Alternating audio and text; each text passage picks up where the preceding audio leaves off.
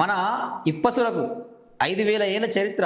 British వాళ్ళ ఆంక్షలతో వెనుకబడ్డది. Jadcherla MLA Anirudh Reddy.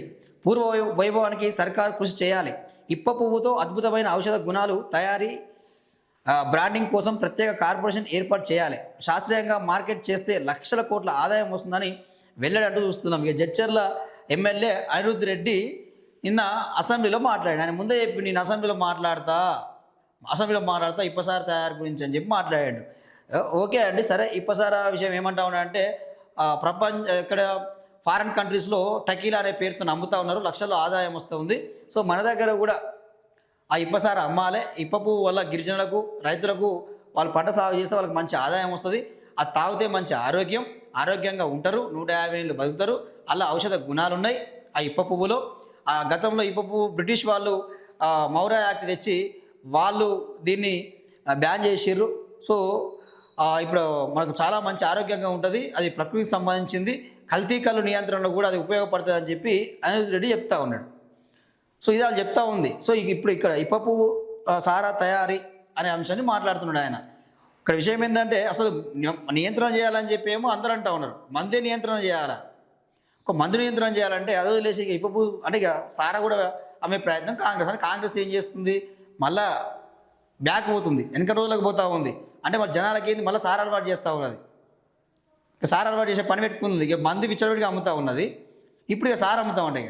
నాకు ఈ ఎమ్మెల్యేలకు మీకు నియోజకవర్గాల్లో మీకు సమస్యలు లేవా? మీ నియోజకవర్గాల్లో ఏ సమస్యలు లేవా? దాని గురించి మాట్లాడరు. మీరు ఇచ్చిన నిరుద్యోగుల గురించి మీరు మాట్లాడరు.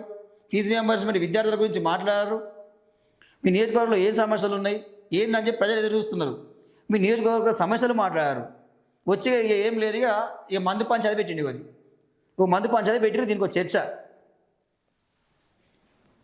సో ఇది జరుగుతూ ఉన్నది. సో దీనికే చెప్పారు. ఇక మీరు పెడితే పెట్టిరేమో కానీ మళ్ళీ ఇందిరాగాంధీ పేరు పెట్టకరా ఆ సారక్ అని చెప్పి ఆ రాకేష్ రెడ్డి మాట్లాడాడు, బీజేపీ ఆ ఎమ్మెల్యే మాట్లాడాడు అనమాట. సో దాని మీద పెద్ద రచ్చ అయింది, లొల్లి అయింది.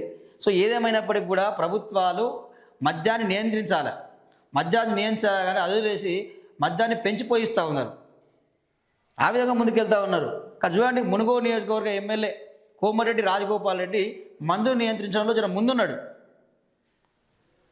ఆయన ఆ వైన్ షాప్లను ఒకటి తెరవాలని చెప్పి ఆయన ఆ పని చేస్తూ ఉన్నాడు. ఆ విధంగా చేయాలి. మందుని నియంత్రించే పద్ధతిలో ఉండాలా, నియంత్రించాలా, ప్రజల ఆరోగ్యాన్ని కాపాడుకోవాలా, అట్లా ముందు పోవాలి. కానీ ఇదేందండి, ఒక ప్రజాప్రతినిధులై మీరే ఇప్పసారి అమ్మాలి, ప్రజలకు అమ్మాలి, తాపాలి అని చెప్పి మాట్లాడితే ఎట్లా?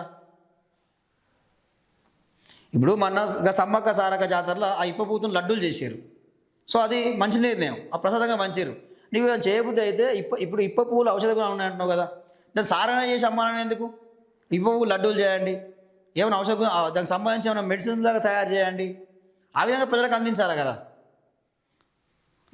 సార రూపంలో తయారు చేయాలని ఏమున్నది? కొంచెమైనా ఆలోచించాలి కదా. ప్రజాప్రతినిధులు అయ్యి మీరు ఏం మాట్లాడుతారు, ఏం చేస్తున్నారు, కొంచెమైనా ఆలోచన చేయాలి. అంటే మళ్ళీ సారా కొట్లు తెరవాలి, మళ్ళీ ప్రజలు తాగాలి, ఊగాలి, కొట్టుకోవాలి, ఇళ్ళలో గొడవలు కావాలి. ఇది మీరు చెప్పేది.